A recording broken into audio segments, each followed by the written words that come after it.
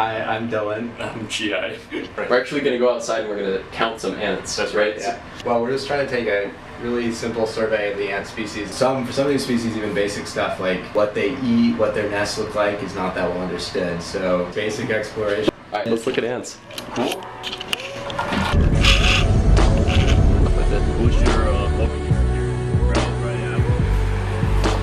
So you used to be a mechatronics engineer. That's right. Yeah. I was doing my PhD. No, go straight. I was doing my PhD in mechanical engineering at Stanford. Didn't like it too much because I wanted to study ants. Gee, I always liked ants. Yeah. In here.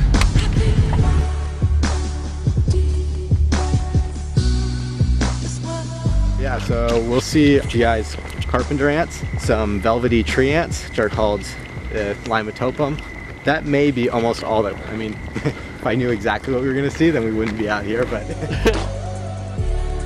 Starting here, so it begins. So these are the Limatopum. You can tell they've got their abdomen, their last segment is kind of grayish. So it's almost furry, that's why they're velvety. So does that count as a trail? Yeah, because we could see them a trail, so you can walk see they're all up. following. So I'm gonna say on the tree level 2, and then on the ground, it's probably again level 2 on the ground, but no trail.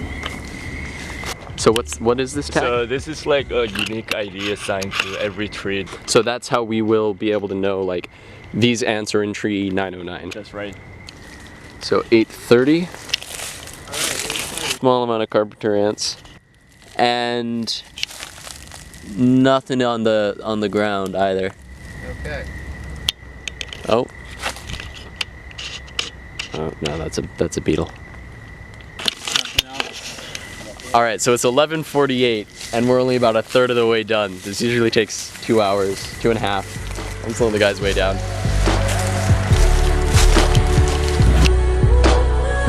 Wow. Oh wow. I don't know if I've ever seen that before. Yep. Whoa. 53 Campo 1010 and 1052 Limatopum 3131.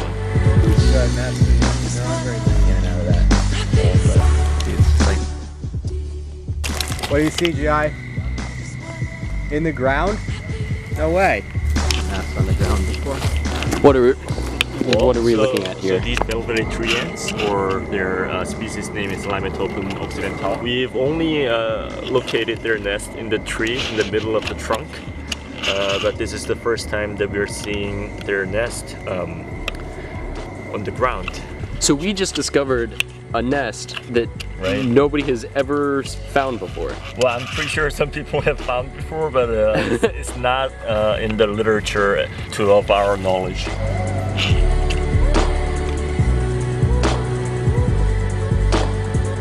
Wow. There are many actually ant lovers out there. If Okay. you look at the Facebook, there are like 6 different groups in California, but I don't think they have ever published about these ants. Hey GI, how much do carpenter ant bites hurt? Not at all. Oh really? But actually it's their sting, because they evolved from the bees. So carpenter ants only has Mandibles? mandibles and not the sting. There's 6 different zones that you have to find. This is the last zone That's right. to look. It's the home stretch. That's right. And total of about 800 trees. 800 trees. That's right. And so that's going to be, 1,600 different looks because you've got to do it night and day. Yeah, that's right. Oh, where is it? So I see some up on the trunk here, some carpenters, and then quite a few along the base. 902. 822. Let's do it. 1036.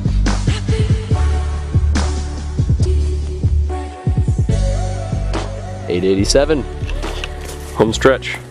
can you talk a little bit about the emergent behavior of ants? So that's the main theme of research in our lab.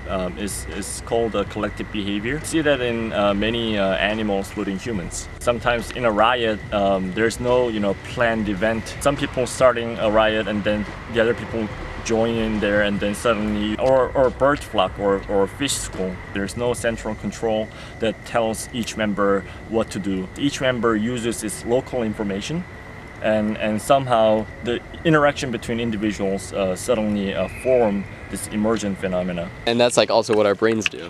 Yeah, individual neurons can't do much except receiving and transmitting signals. But somehow they form a collective structure, and then out of that, a thought or higher level consciousness comes. That's way interesting. It is. All right, so it's about 1 in the morning, and we have about and we have about 20 more trees left. We're searching.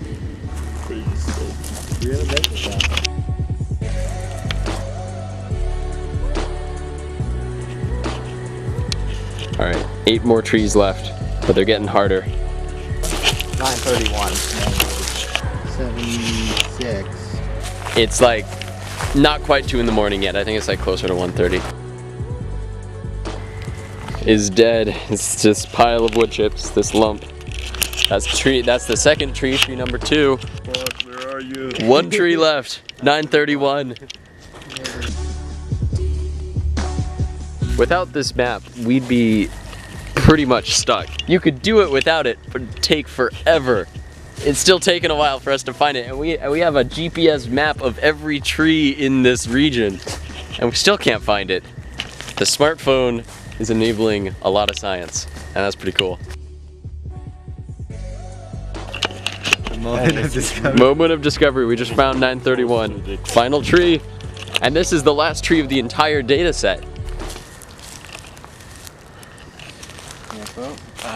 1000. That's it. We did it. Nice work. All right, go team. There we go. We did it.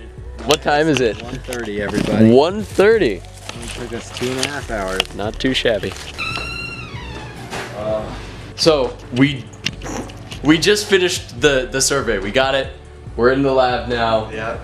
So what do we do with this data now? Then there's like tons of questions that we could answer. Yeah. With this, do some species tend to forage more in the day or night? Now we know, like these ants are nocturnal. Right. I had no idea that some ants were nocturnal, but Yes, they are. that's why we're out here at 1 in the morning. That's right. Well, Yeah. guys, thank you so much, Dylan. Absolutely. I'm so glad I ran into you Yeah, well, at thanks for GI. stopping us. You Thank guys are you're ant experts. Thank you guys so much. This was a lot of fun. Absolutely. Yeah. Thanks, Jake. Cool.